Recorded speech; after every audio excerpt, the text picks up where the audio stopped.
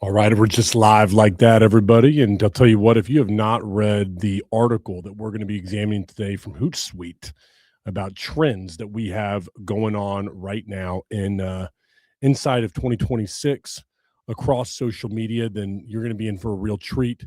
We're going to examine how we look at these trends, but then also what we agree with and what we disagree with for businesses. There's a lot of great stuff. If you haven't got a chance, go over to hootsuite.com/research/social-trends, and you'll be able to find this exact article for 2026. We're going to go through some of this stuff here because I think as businesses, sometimes we can get caught up in doing the same thing year after year. Or perhaps what worked 3 months ago, we're continuing to do now and wondering why we're seeing diminished returns. It's because you constantly have to be evolving. Just a few weeks ago, this conversation came up with an employee of ours who said, things are changing around here every day, or things are changing every week. If you're a business owner, you might be familiar with this conversation. And to that, I would say that yes, they are, especially when you're talking about media. Things have to change on a daily or weekly or even monthly basis, and depending on where you're at. And the reason for that is because trends change. The people that are consuming your content and the way they consume the content changes, and you have to do so with it. So, what I want to go through here today are some of the things that Hootsuite talks about, what we disagree with and don't, and what you need to know for your business right now as we're a third of the way. Oh, man. All right. Well, January, February, March. I mean, we're coming up on the halfway point of what it seems like all the way through 2026 and what we're seeing out there for businesses. If you don't know, my name is Patrick Carr. I own Blue Collar Media Group. We're the number one media company for blue collar entrepreneurs. We work with more blue collar businesses than the other media company that there is in the country, creating more content and using that content to drive more business than anybody else. So we know a thing or two with the 1,000 or so videos that we have out there that are running for our clients right now. All right, let's take a snapshot of what's happening. We're going to go off of this article right here. One of the things that is happening is that Gen Alpha is shaping new content norms. And I think that what we're going to see is that all the trends that happened with Gen Z and everything that's happened with millennials is continuing to filter down into Gen Alpha. These are people that do not want to see packaged ads as you used to see with commercials. They don't even know what a commercial is. These are people that have not grown up with television. They've grown up with streaming services.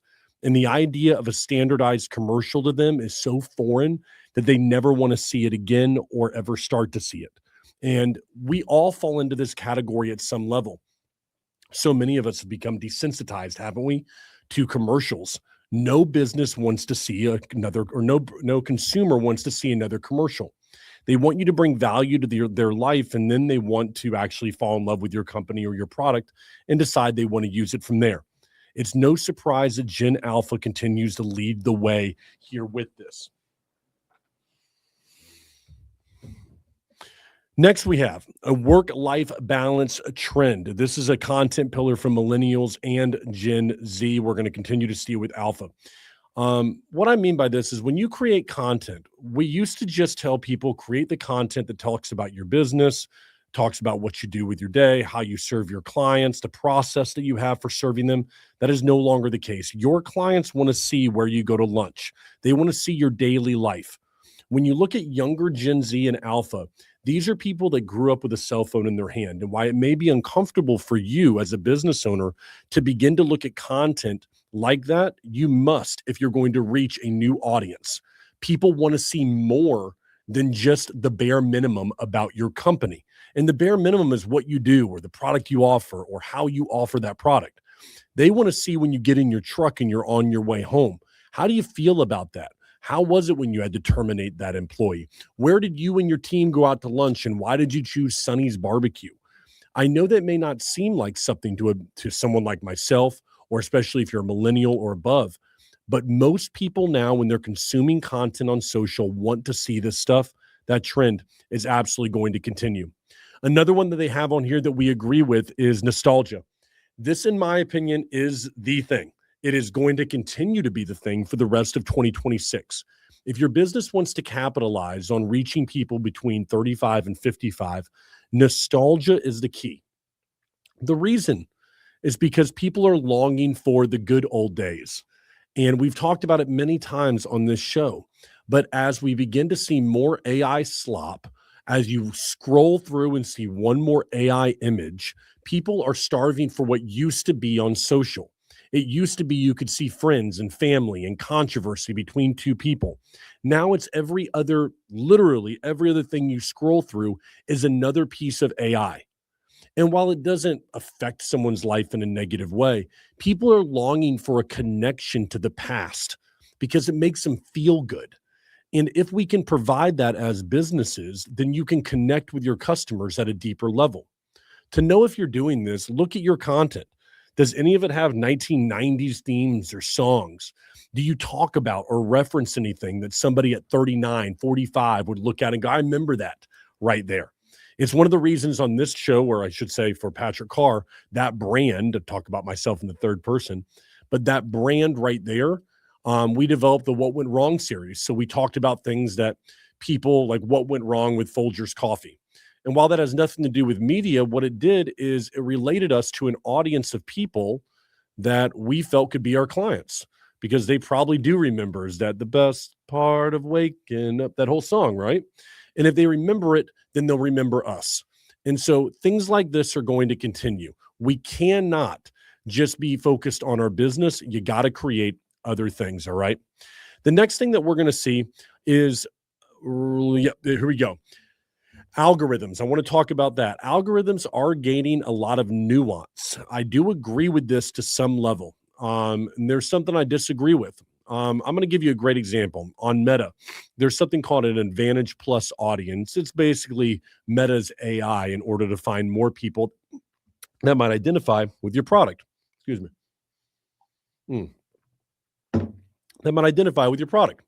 And so the idea is that if you could give Meta some information, you start to get some. We do this live, everybody. Second time this happened today. Man, I don't know why. But what happens is the Meta's AI is supposed to go out there and it's supposed to find some stuff that that is more like your customers because it's smart, it's nuanced, and to some extent, it's true that it is that. However, though, what we are finding is that for local home service or local businesses that only want to find a certain area, the AI is not as good. If you have a national brand, Advantage Plus, this particular AI is very good at finding people. But because it is so good at finding people like the ones that you want, it will search outside of a service area. And thus, for home service or people that are regional into a small area like a city or a county, if that's all that you serve, it will find people outside of your service area and almost do too good of a job without listening to you. And so these are things that are beginning to get reeled in. I'm looking forward to this as well. The other thing that we're seeing beta tested right now across Meta is short form sentences asking and telling Meta what you want. There are beta tests right now with some of our clients that we're seeing where we are going in for targeting and literally telling the AI, it's got a space now for we want to find homeowners that are looking for a roof. Let's just say that was it. And you're telling it what you want, and it is determining what demographic to go search after. What does this mean for businesses? As this becomes more prevalent in the next 6 months, targeting is not going to be as important as content. Let me repeat that. Targeting will not be as important as content because targeting will be easier for marketing companies. So there will be so many opportunities to reach the people, but what are you going to do to stand out from a business in front of you? If the answer is you're going to put together more AI slop and Canva ads and stock images and the same cookie cutter stuff that you've always done, you're going to lose. It's not as hard as what it once was to target the customers. What is still difficult is creating the content that's going to speak to your avatar in a way that's meaningful.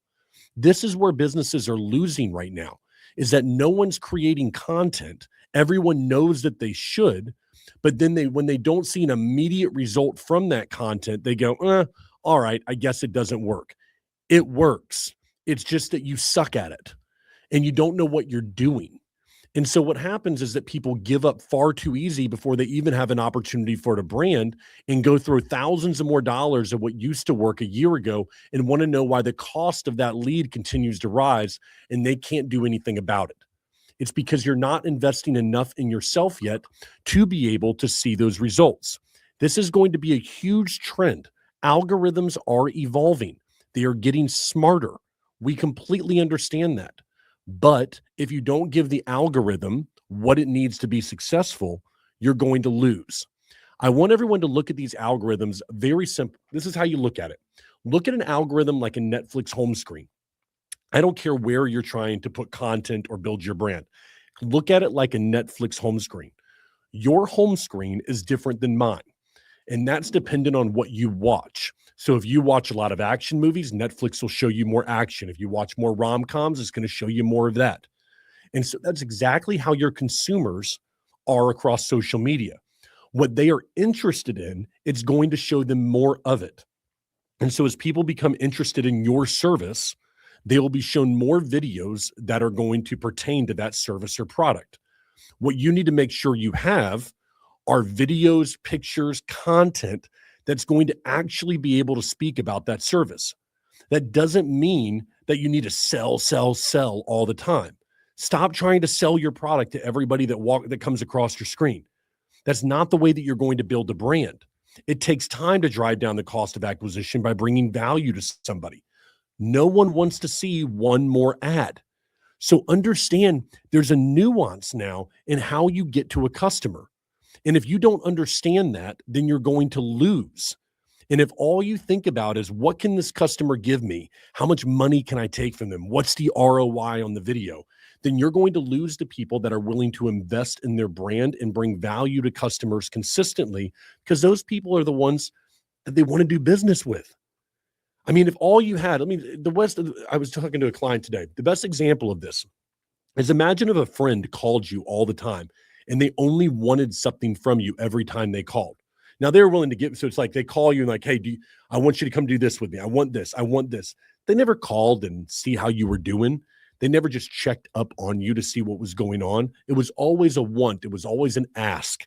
When you get tired of answering the phone for them, you would. And that's exactly how your customers feel when every time they see your face or they see your company, you're hitting them over the head with an offer, an angle, or something that you want them to do. What you want to do instead is give value to them. Ask how they're doing, which across social media would be bringing value and telling them about your service and what they could do to be smarter if they were going to be out there and they were going to be consuming it or they were going to be buying it. It's not just an ask, ask, ask game anymore. There's too much. We did a story this morning in the Patrick Carr show. We were talking about how there are these companies, marketing companies, creating hundreds, if not thousands, of fake sites within a service area. So that when people search for an HVAC company near me or an HVAC company in Orlando, that they're finding fake companies that are simply just lead generation farms and then farming leads out to other companies that might be real, might be reputable, might not be. And while this has been happening at some level for an extended period of time, we're seeing it now at a level like we never have before because of the availability of Claude code and things like that to be able to build websites that scale quickly and to be able to move them forward. In addition, because you have stuff like LLMs not doing the same kind of vetting process within the for stuff that they post or recommendations that they make, people are trusting a chat GPT without doing the research right now on where it is finding that information. And i.e., it's not coming from Google, everybody, as we discovered this morning. I talked about it's actually coming from Bing. So you need to understand the nuance of how content is consumed and what you should be creating. Authenticity. That's another thing they move on here. Human-made authenticity is going to continue to win, but AI tools are table stakes. I get what they're saying. They're trying to say that, okay, AI is there. We all know that it's there, and there's a place for it. But it's going to be real human interaction, real granular stuff where you're going to be talking to a customer consistently that is going to actually get people to buy from you. Our clients say it all the time. Man, we got in front of that homeowner or we talked to them and they said, I've been seeing your ads. I wanted to talk to you. That's a great feeling. And it's not that difficult to do. The problem is that you haven't invested in any content in order to make that happen. And then people think because they hired a marketing company 2 years ago and the Facebook ads didn't work, that somehow that is indicative of what today's market is. It's not. It is an ecosystem right now of brand that you have to get out in front of. Right now, there are small businesses that are continuing to lose to private equity because you haven't gotten on board with the fact that you cannot compete with them on Google and search. But yet you don't understand that you could take your phone out right now. You can make video after video after video. You could post an unlimited amount for free across every single platform. You could interact with people. You could send video messages to people for hours on end if you don't have business right now. And it's absolutely free. There is no limit. But nobody wants to do that because that takes you putting yourself out there and having to address oftentimes the insecurities that you have within yourself. So I'm telling you right now, human-made authenticity is going to be the winner for the rest of 2026. It's only going to be amplified. And if you don't get on board and you're a company doing $3 to $5 million right now, and you expect to be able to compete on Google, you expect to search on LLMs, you want to be number one there, yeah, good luck. It's not going to happen. There's far too much the money that is being pressed into these areas by private equity and by the aforementioned marketing groups that are selling leads, that a small business like you is not going to be able to compete at that level consistently. You're going to lose. Now, are there some great partners out there? Sure. But you know what? Most of people are going to lose because they don't know what they're doing anymore. And what worked in 2025 is not working in 2026. The next thing I want to talk about is influence. All right. We've got the performance trend for partnerships. Creator relationships are shifting the focus on ROI. I want to get into this because I think this right here is something we haven't even talked about enough on this show. If you have somebody in an area that has influence, for instance, let's just say here in Orlando, if you were an individual that wanted to, you want to sell wooden tables, all right? And you know that that's what you want to do. And you it's only in Orlando because you have a shop for wooden tables that people can come to. What you need to do is think outside of the box and find a realtor. Find somebody who in the area has thousands of followers. You don't need millions. Somebody who's got a local presence online, not a billboard, but a local presence that you can find. And through that local presence, you want to pay that person in a partnership to come to your shop, to show what you do, and then use that content and be able to push your brand. Partnerships are the thing of the future, and they're now. If you're not partnering with people that will have influence over your potential customers, or at least can reach your customers directly, you're losing a huge opportunity. If you're going to do things like invest money and so much into marketing, and you don't have a budget set aside for, man, I want to throw $1,000 this person who's influential within, I don't know, something, Sanford, Florida, and then all you do is give that person money for a post, I'm telling you, it's worth it. But nobody is taking advantage of that right now because they think it's silly. It's like, I should have to pay that. They just make videos. You don't understand. You don't get it. You've lost. And I'm telling you, there are people that are shifting this mindset. And if you can get on board quickly, imagine if you had 5 influencers within your local city, if you're a local brand, that started to talk about your product. You don't think that people would react to that? You don't think you're going to get more views? And then what if you got that and then you began to retarget them on social media with those ads that everybody likes? Creators and influencers are something that can be taken advantage of because they want to be paid. They're fine being paid to go and give their opinion, and it gets more content for them and more content for you. It's a win on both sides and a direct access to the potential customers that you want. One of the things that I hear a lot is, well, I don't know where I would even start with that. Just put in Orlando, put in Huntsville, Alabama, put in Nashville, Tennessee, put in something like local Nashville, put in anything that you want within your city into an Instagram or something. Go online and use an LLM to find people local to your area who have an influence. Look at them, contact them, see what it'd be for them to come out to your shop or your store or to film something with your product. And if they did, great, it cost you $500 or $1,000. And you know what? You may not see an immediate return on that. But what if that video does take off? What if one of the people that follow that influencer, that content creator, like what it is and you sell it? Okay. And then you make money off of that. Isn't that an easy way to look at this? Why go out there and try to create a brand when you can have other people that can create that brand for you? They already exist. They're in your city or town right now. You just have to reach out to them and offer them money and show them your product, and they know what to do with the rest because you know what they're good at? Creating content, everybody. All right. Next thing we want to look at here is we're going to talk about brand intelligence and strategy on this one. I want to just do one here that I like. Yep, LinkedIn. Yeah, social. Mhm. Yeah, I mean, I do agree with this. There's two. The social media and social media is becoming more intelligent and is actually becoming a first party data and a research engine. This wasn't as prevalent a couple of years ago. I don't think that people really looked at something like a Meta or something like a LinkedIn or especially a YouTube as a place where people begin to do research, but they absolutely do now.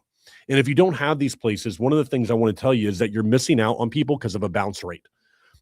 As people search for more information across these platforms, what's happening is when they don't find it, they're bouncing off of your company and never coming back.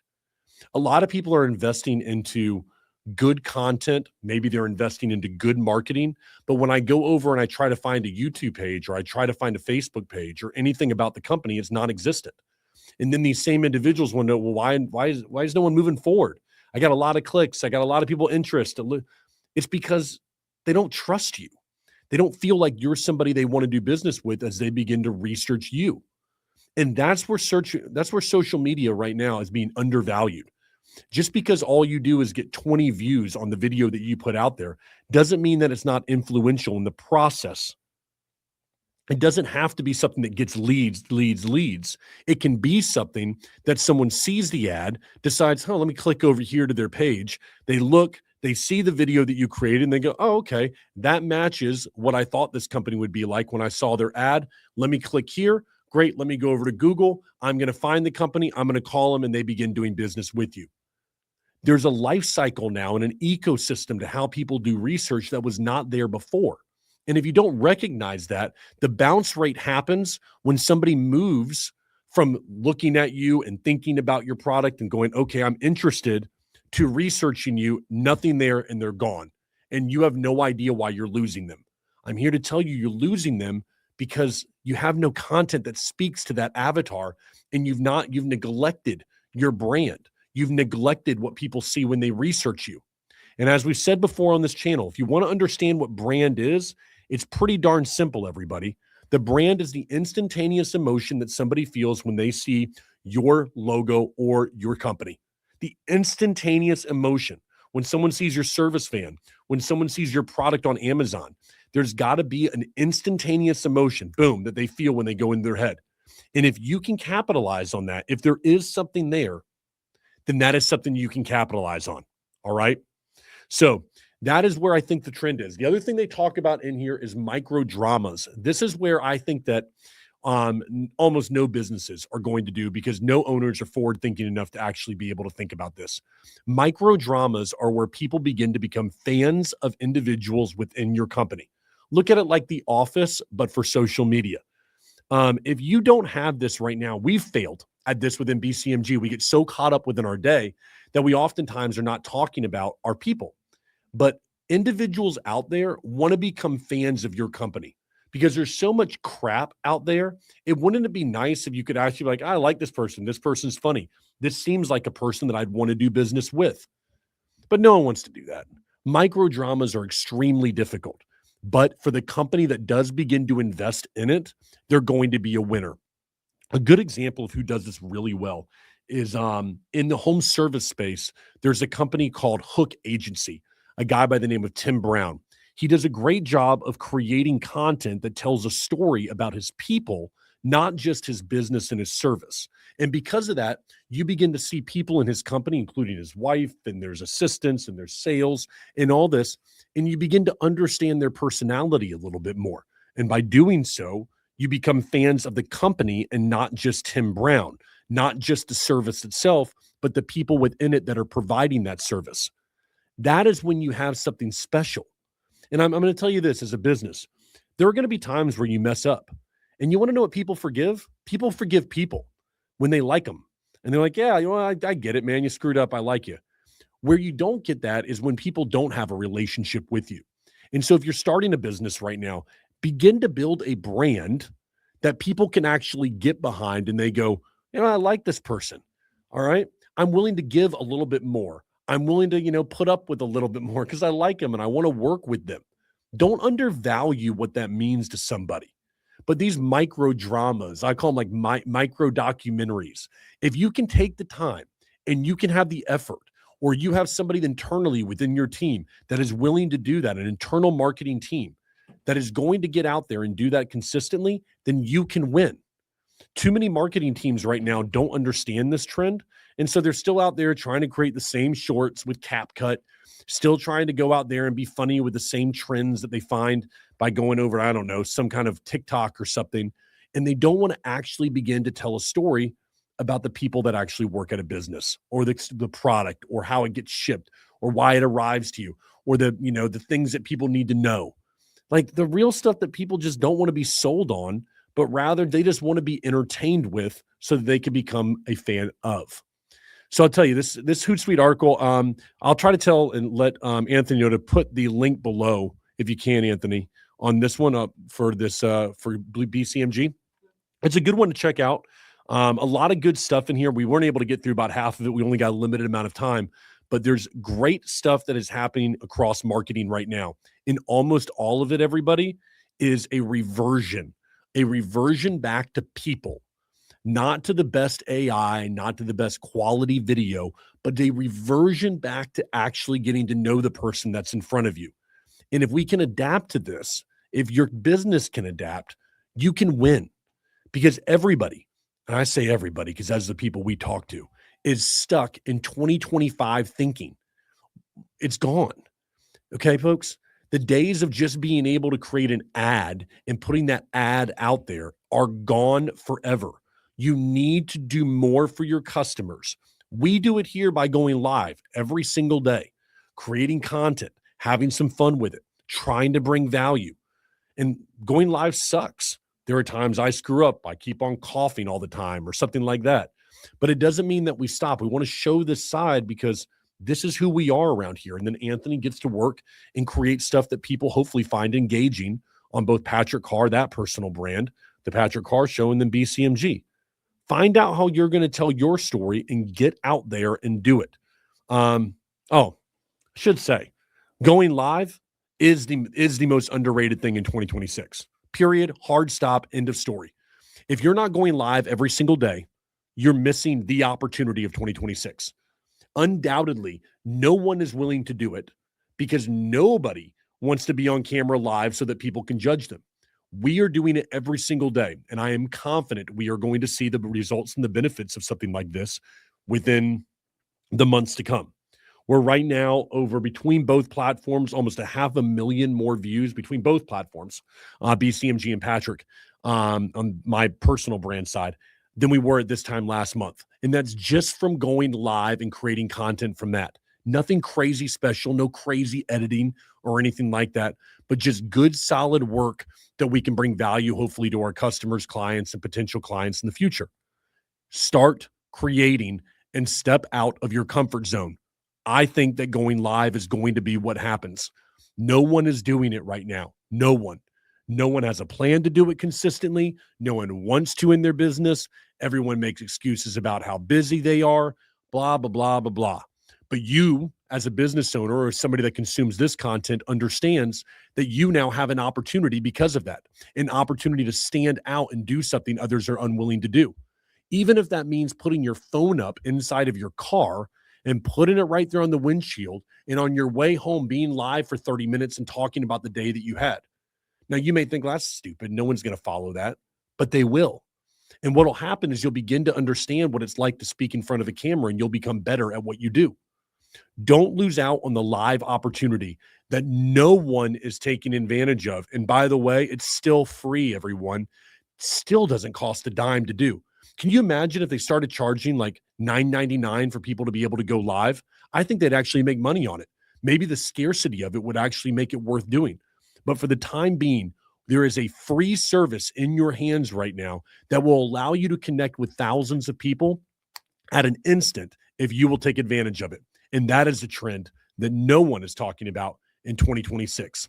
I'll tell you what, this is the BCMG Blue Collar Media Group show. We do the Patrick Carr show separately from this one where we talk about news and current events, but this is all about media, marketing, and what we do at BCMG. So hope you all found some value in this one right here. We'll continue to create it. We'll be back tomorrow with another great episode.